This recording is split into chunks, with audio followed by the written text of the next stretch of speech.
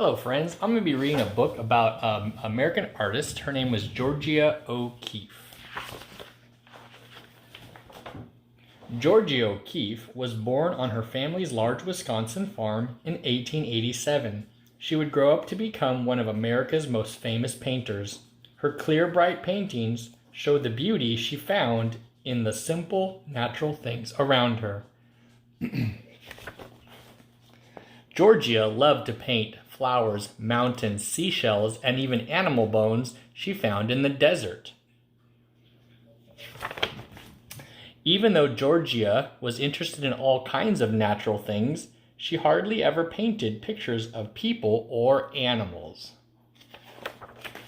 Georgia often rearranged the natural things she saw and simplified them. She made the seashell above very large to give it a special power and strength. Sometimes she painted shapes and colors that she saw in her mind. The farm where Georgia grew up was a great place to learn about nature. Georgia wanted to touch and feel everything she could get her hands on. Georgia remembered that when she was very little, she put dirt in her mouth to see what it tasted like. Gee, I wonder if this dirt stuff is any good. It's great. We love it. I prefer honey. Lettuce and carrots are pretty good too. If you like dirt, you'll love grass. Georgia's mother thought art was very important and made sure Georgia and her sisters had art lessons while they were growing up. Georgia did so well with her lessons that her parents encouraged her to go to art college after she graduated from high school.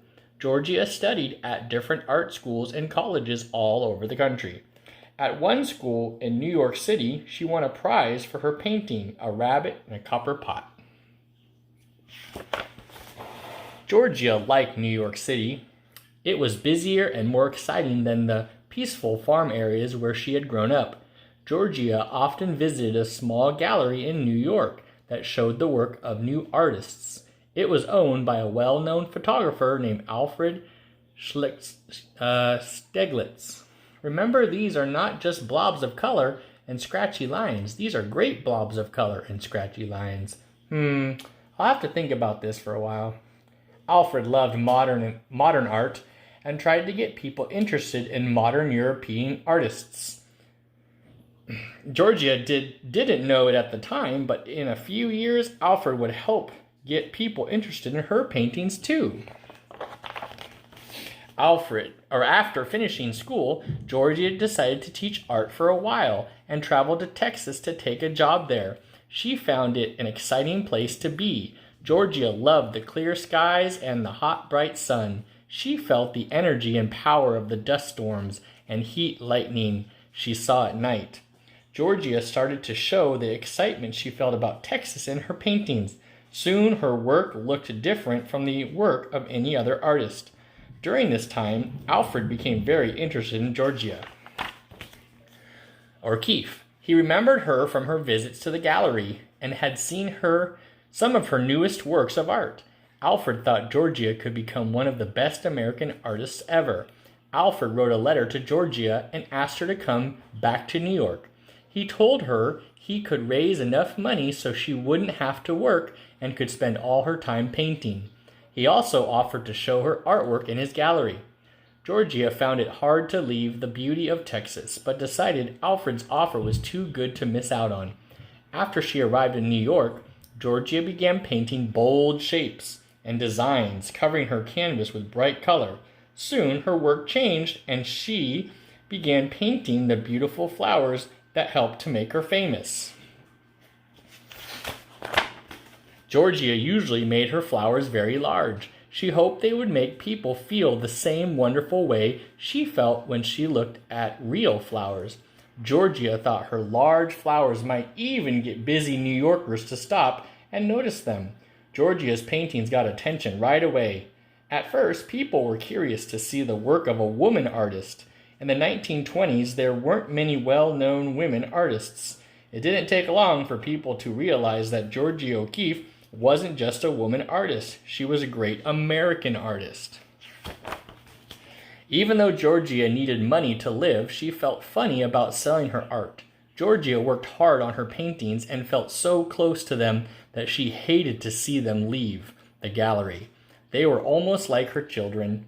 In between painting and showing her work, Georgia agreed to model for Alfred. Alfred thought Georgia was very beautiful and took many famous photographs of her. Alfred and Georgia had respected each other's talent for a long time. Now that Georgia was living in New York and working closely with Alfred, they found themselves falling in love. In 1924, they decided to get married. They moved into an apartment high up in a big hotel. Georgia loved the wide open view she saw and started painting pictures of the city. This surprised people because in the 1920s, powerful city scenes were usually done only by men. Several years later, Georgia was invited out west to visit some friends in New Mexico. She thought the desert and clear blue skies there were even more exciting than the scenery in Texas.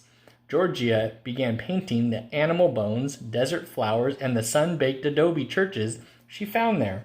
Georgia especially loved the mountains in New Mexico. They seemed almost alive to her. In some paintings, you might get the feeling that Georgia's mountains could get up and move around. Here comes that artist person again. Oh no, I haven't even had a chance to put my makeup on. Georgia spent most of the rest of her life painting in New Mexico. Alfred agreed it was the best place for her to be in order to make her paintings as good as possible. Georgia only traveled back to New York for a few months every year to be with Alfred and show her work. Years later, after Alfred died, Georgia moved to New Mexico for good. Georgia O'Keeffe lived to be 98 years old. She decided to become an artist at a time when it was proper for only women to teach art. Georgia didn't care what people thought about her or her art. She worked hard on her paintings and put her own special feeling into them.